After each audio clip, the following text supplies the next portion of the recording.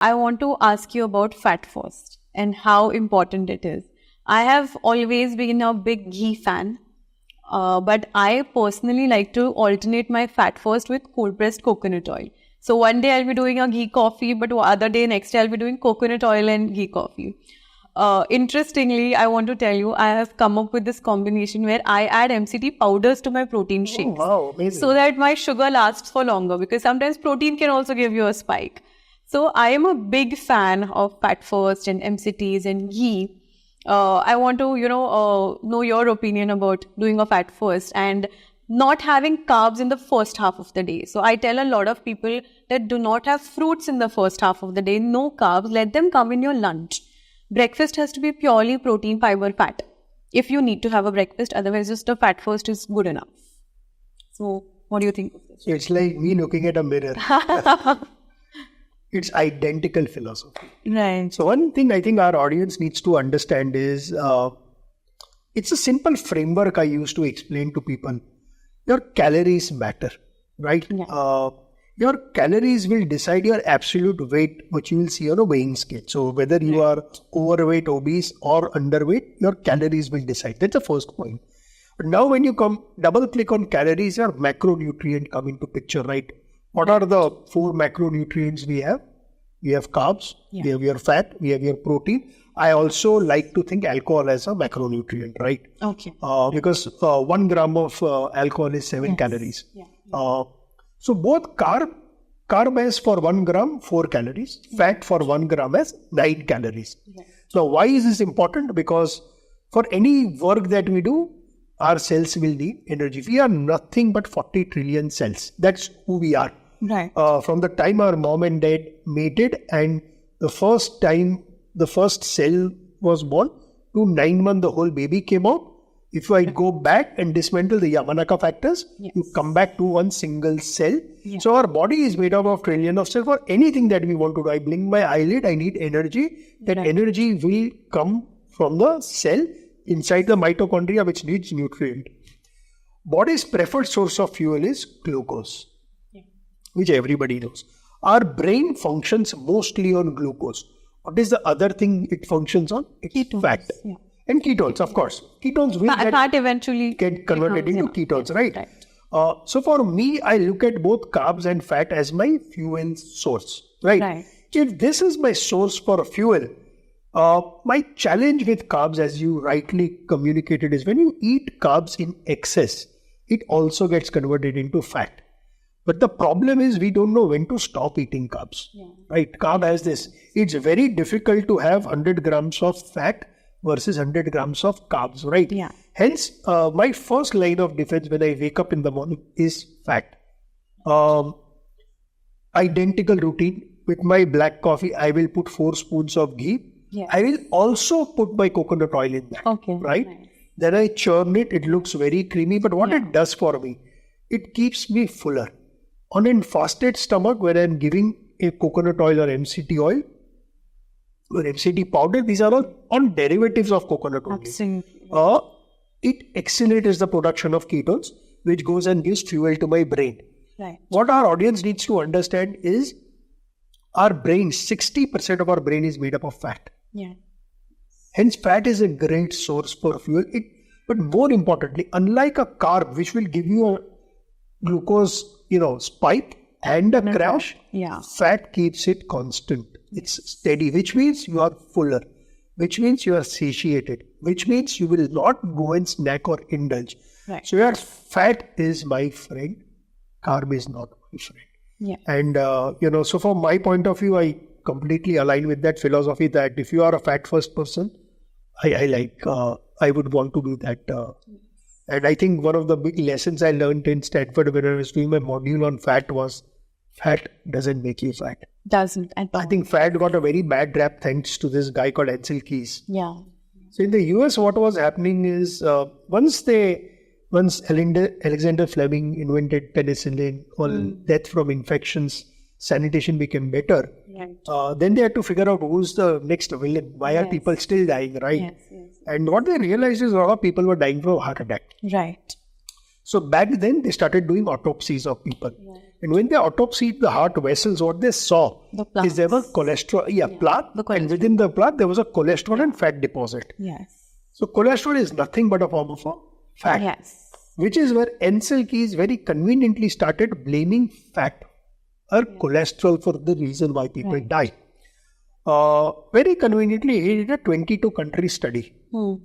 And if you are a human, you will have ego, right? And his ego was so large that he didn't want to be seen as wrong. Right. So what he did in the 22 studies, countries where they showed that fat does not lead to heart attacks, he conveniently deleted them and hid them.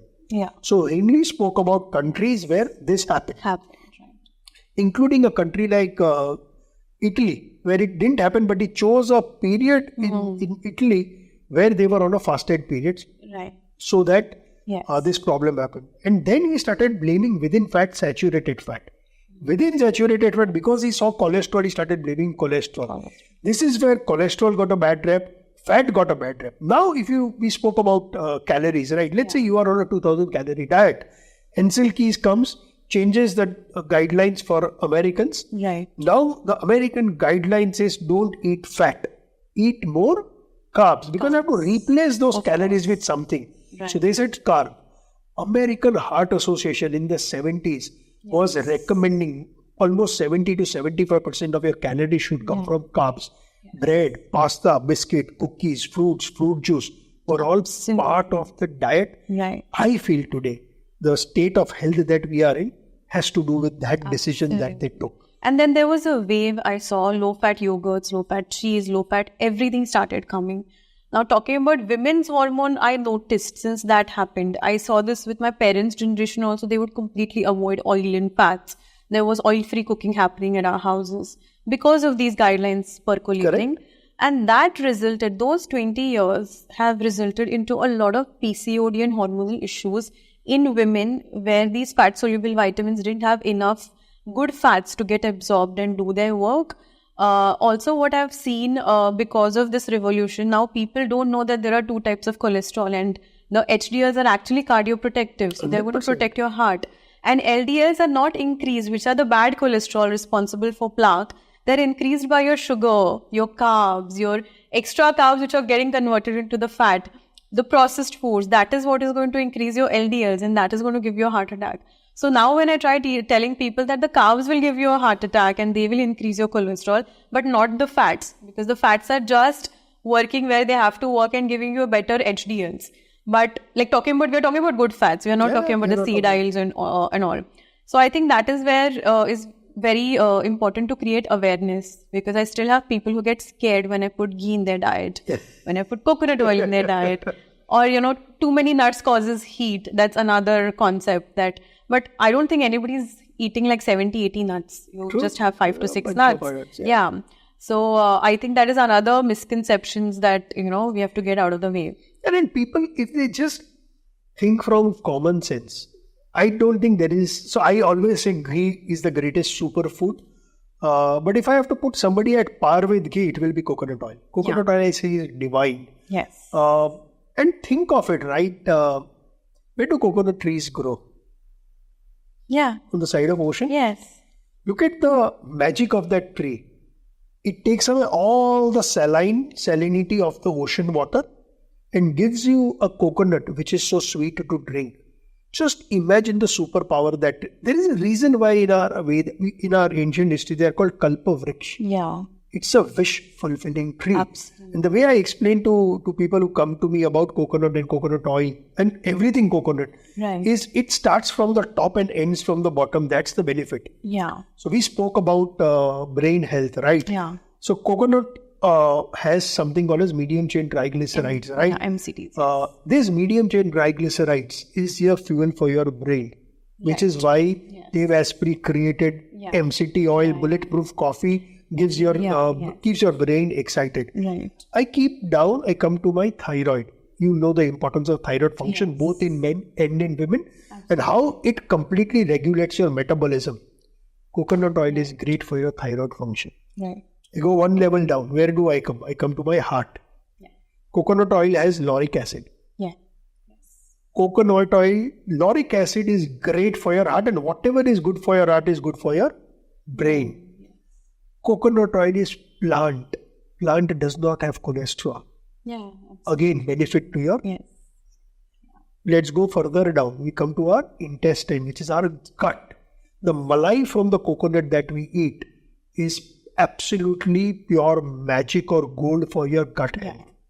The moment you have a good gut, you will never suffer from a constipation or IBS. Right. So from the brain to your anus, Everything gets accelerated. You want to have coconut water? right. I don't think there is a better electrolyte drink than Yeah, coconut water. Along with some sugar, it gives you so much of potassium. Yes. You want to have malai? Have malai. You want coconut shaving? You want to eat it as a snack? Eat it as a snack. You want to convert it into oil? Cook in it? Fry your banana and have your coconut wafers? And as you said, you want to put it in your oil for hair growth? Yeah. Do that. You want to put it in your skin for anti... Just It's like an imagine, all-rounder thing. Yeah. right? Think about it. Anything auspicious, Yeah. can it begin without a coconut? No. Shreefal. Absolutely. It's a Shrifal. So much knowledge is gone in our ancient rituals as well and traditions as well. To connect now coconut with sea, something which has come down so many years through evolution has to be relevant. If coconut has remained relevant, if ghee has remained relevant, Right. And It's also- antibacterial, antimicrobial property for the gut as well. absolutely. So many wonderful results with coconut oil in cases of IBS and IBD. It just works so well in just, even strengthening your gut, reducing the inflammation, reduces the chances of leaky gut. So I think beautiful properties. Unbelievable. Look at the fats that India has, and still we like to Yeah. have our vegetable oil and seed oils. There's also a very interesting marketing campaign linked to NSLKs because they said fat is bad, which is where all the vegetable oil companies started putting heart. Good for your heart, good for your health. Yeah. And obviously, when you put that imagery and fund it with so much of marketing dollars, people's mindset will change. True. Which is how ghee has made an exit from our palate. Yeah. Vegetable oils have. Right. I think it's a collective responsibility of you and I to keep talking, harping. I get most hate when I talk about ghee. Yeah. And trust me, most of the hate comes from my fellow influencers who are in the fitness world. Yeah.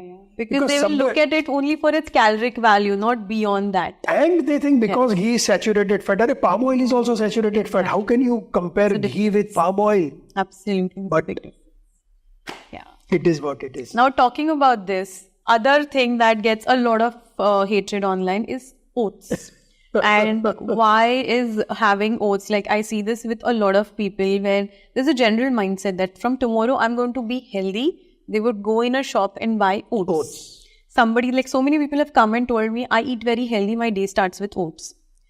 Now, coming from you, why do we need to burst this myth about oats? And we being in India, we being culturally so good, we grow our own food.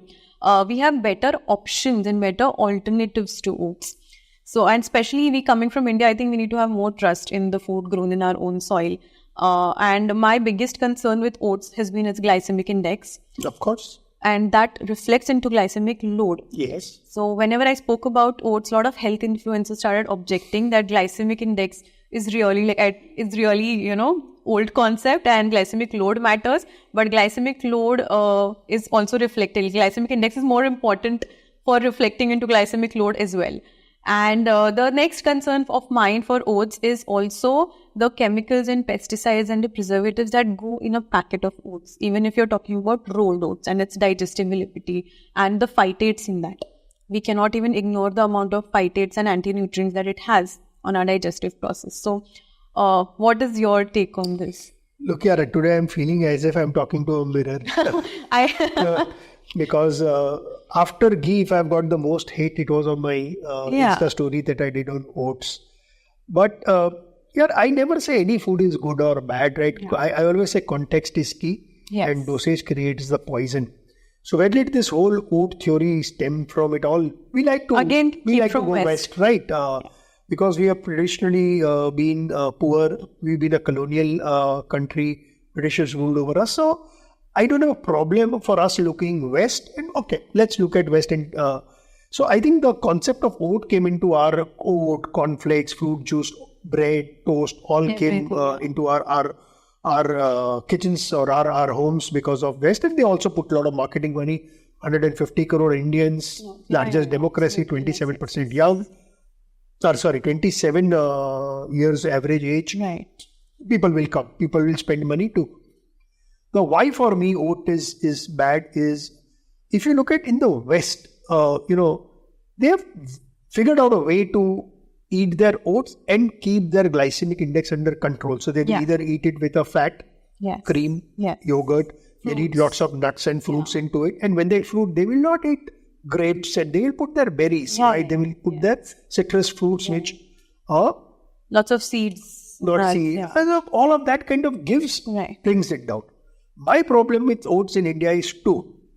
I'll come to the second one first. First one, because you also spoke, is the fact that because we see oats as healthy, we have forgotten that its GI is low. So when you just take a bunch of oats, put milk, again, because we all have such bad sugar addiction, even in that oats with milk, we'll put some sugar. Now just imagine what havoc you have created, right?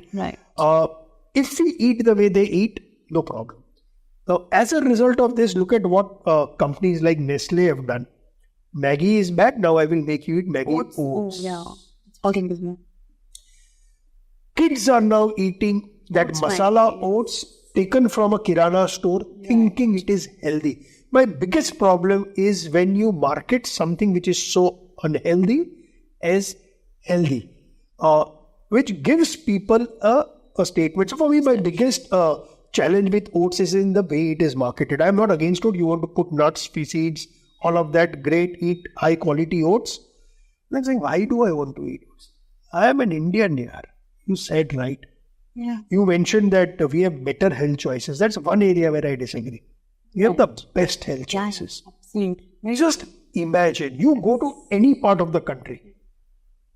I am a Gujarati, I believe my breakfast is the best. You are a Marathi, you will say, my Prashant breakfast is the best. Go to South Indian, he will take a gun and say, my idli dosa is the best. So much. Any part of this country, we have such great breakfast. And it has come through ages by managing the glycemic load for us. Hardly any breakfast is standalone carbs on its own. You will have fats, you will have some form of protein.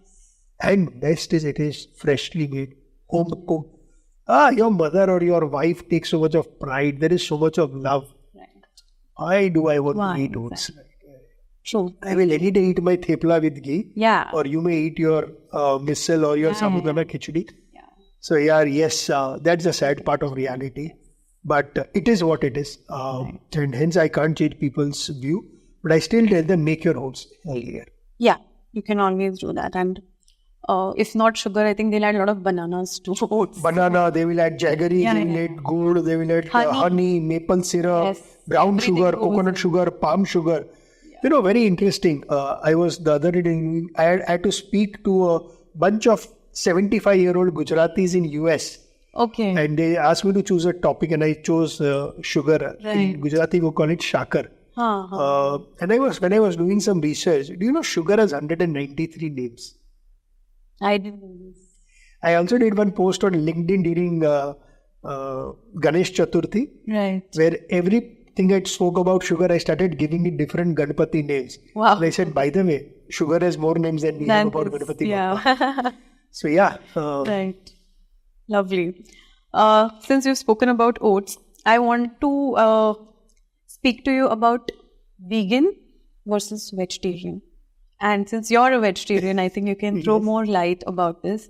And there's a lot of controversy about vegetarian and also vegan. I think vegetarian food is enough to manage your protein intake any day and to manage your micros like B12 and D and everything. But I have my doubts about vegan. So if you can speak about this. So one, I think for all our audience, that only difference between vegetarian and vegan is you take the dairy out, right? Yeah. And again, I go back to evolutionary. Evolutionary, if you look at India or Indian culture, dairy has been a core part of our. When I did my course on the gut microbiome from Stanford, one of the things that I have learned is our gut is nothing but millions and billions and millions of bacteria, right? And there are species of bacteria. Right. The species of bacteria gets passed on from our parents. So one is how are you born, whether you are a normal birth or a C-section, Right. some gut bacteria. Then who do you play with? How many people have carried you? Yeah. For us, it has all been Indian. So if you look at the gut bacteria that we've developed, I don't think Indians have a lactose intolerance. Some Indians may still have. Yeah.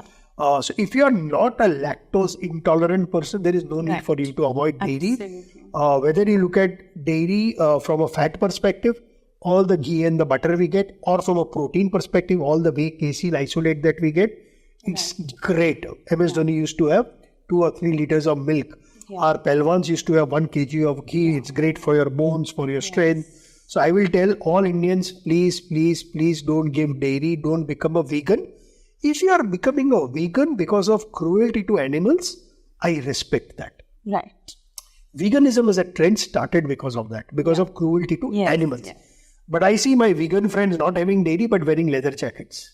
Yeah. Going to Louis Vuitton and buying. Absolutely. This is not veganism, right? Yeah. So be vegan for the right reason. Yeah. I don't know whether I did a post yesterday on my Instagram where the Paris Olympics, which started yesterday, 60% of the meals they are going to serve are going to be vegan. Wow.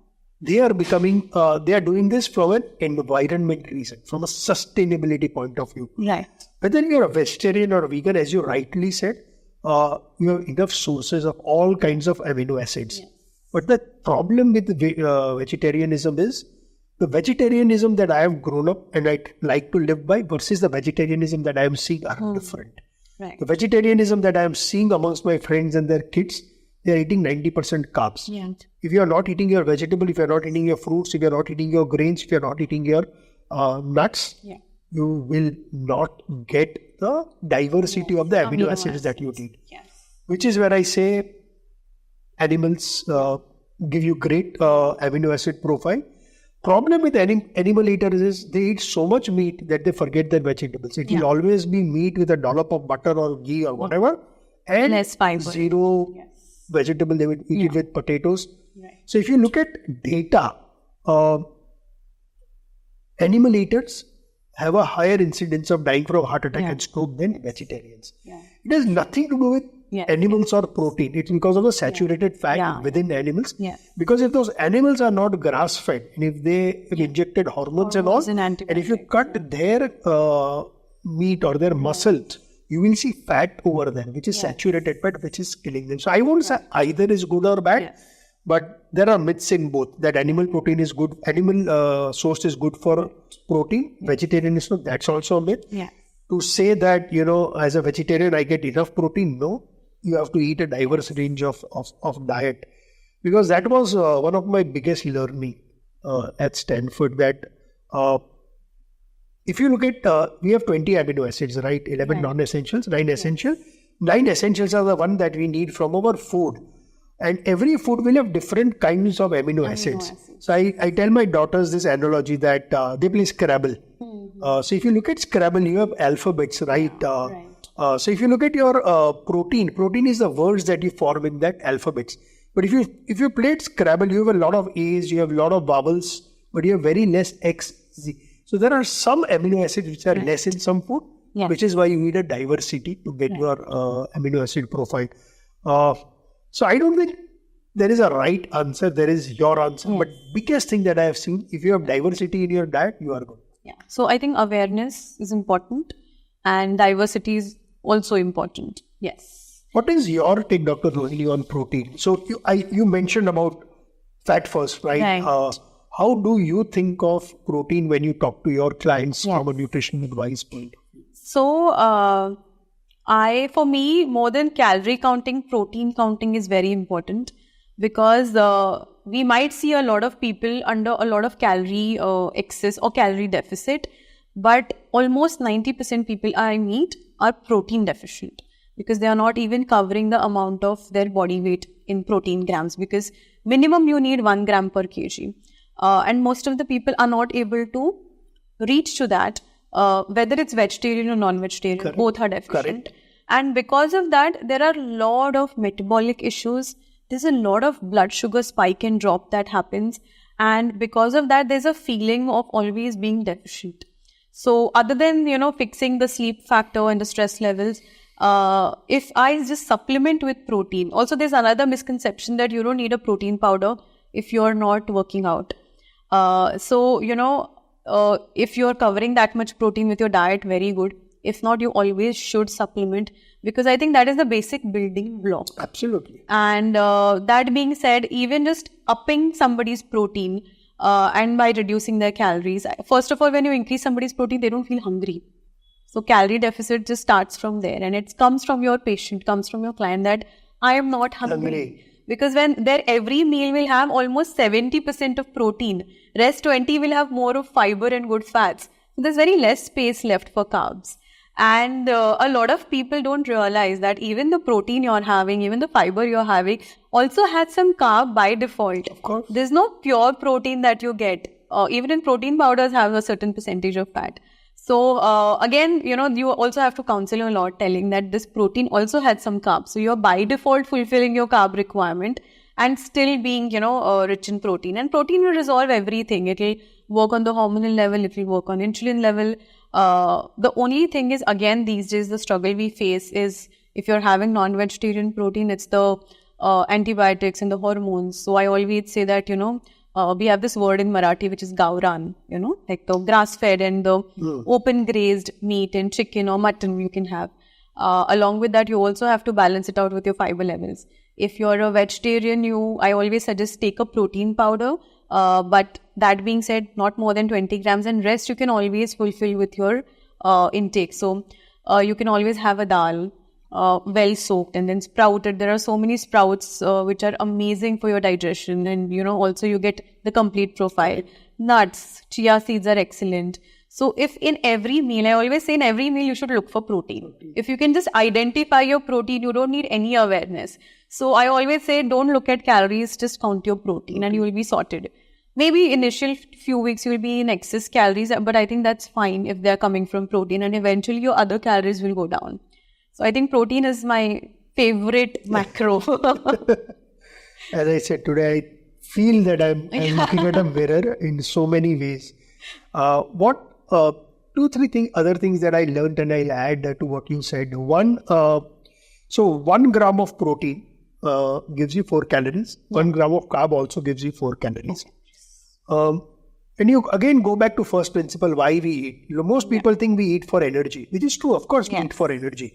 But we also eat to maintain our structural integrity of us being humans. We spoke about health span in the beginning. Yeah. If I want to live longer but healthier, and I have a list of things that I want to do at the age of 75 to 85, which I think will be my last decade. Right. So for example, I don't want to be at my granddaughter's wedding, but I want to dance in a Sangeet, whatever is my age.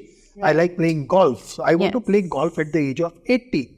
Right. So for all of that, I have to maintain the muscle mass or muscle strength, muscle power, the bone structure, and protein gives you that. Without protein, you will not get that, right? And then you need some food for digestion, which is where your fiber comes in. Coming to second thing, unlike a fat and a carb that can be stored, protein cannot be stored. No. Protein will be secreted out unless you are in a famine state where protein will get converted into glucose. But the process is so taxing, body doesn't want to be in modern environment, that does not happen. Right. So even if you, what you said, end up eating little more protein here and there, it's going to get secreted out. It keeps you fuller, as you said, so this. But I did a very interesting course with Dr. Gabriela Lyon. She is currently the front runner in the world when she talks about muscle. And she talks about muscle-centric medicine. Right. And she talks about the fact that muscle is the organ of longevity. Right. Earlier, they thought the largest muscle group in our body is skin. It's not skin, it is skeletal muscle. It's muscle, and within muscle, skeletal muscle plays a very important role. When you talk about insulin resistance, the only way to reduce insulin resistance and move from insulin resistance to insulin sensitivity is if you have more muscles, because muscle is your warehouse or your sink for glucose disposal. But how do you build muscle? To build muscle, first you have to break the muscle or take the muscle to fatigue, which is why people say go to the gym, do strength train. But if you're only strength training, you're only achieving the first part. Yeah, just breaking it down. When the muscle repair process goes, there is something called as a muscle protein synthesis that takes place. To accelerate muscle protein synthesis, you need 2.5 grams of leucine. Right. That leucine comes from protein chain. You can have 2.5 grams of leucine, but when you look at the labels on food, they never tell you, they will tell you it has so much of protein, but will not tell you how much of leucine does it. Right? But a protein powder box gives you that, which is why great to have. Right. The biggest myth which you also busted is that people who work out need protein powder. When you are in a fasted state, your muscles are ready for MPS. So even when I don't work out, I will still start my day with 30 grams. After my ghee coffee, I have given myself a 1 hour break. My breakfast is protein shake. Because I get my 25 to 27 grams of protein. Even if I have not worked out, my MPS kicks in. Yes. Because I am fuller from my ghee and my coconut oil, with my protein I am even fuller, I will have my first carbs after 1 or 2. That's my routine as well. Exactly. Yeah. As I said, today we are talking to a mirror, right? A school of thought. Yeah, so I think for me, my opening batsman is protein. When I say I keep my protein constant, then I will vary my carbs and my fats. Yes. But this does not change irrespective of where I am. And I think the best part is with fat first and then breakfast being your protein shake, you're sorted with your blood sugar levels for the day. Absolutely. Even at night, you go and eat some dessert. I don't think you're getting the impact of it at all. Absolutely. So that's wonderful. And I think it's going to help a lot of people when they listen to the podcast. It's going to really change a lot of old school psychologies, even of people who have studied health, because I don't think these things are talked about in books yet. Hopefully, I think we will be changing the books and hopefully the revolution will happen. Yes. Yeah.